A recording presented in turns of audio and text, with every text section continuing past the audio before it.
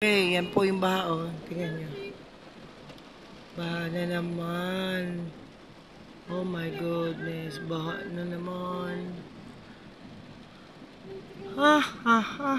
Ngayon po ay susunod naman po after ng Yesha Show to Pasio sa DWIC at Aliw Channel 23 ay nagpunta po ako sa opisina just to get documents or papers na pwede namin i-deliver. At hindi lang po yan. After that, ay papunta na po ako sa Commonwealth Avenue going to Ever Gutesco. Sa ngalan po ng aking mga partner sa Yesha Show to Pasio ay papunta po ako ngayon sa meeting with Mike. Mike Delara. Ayan.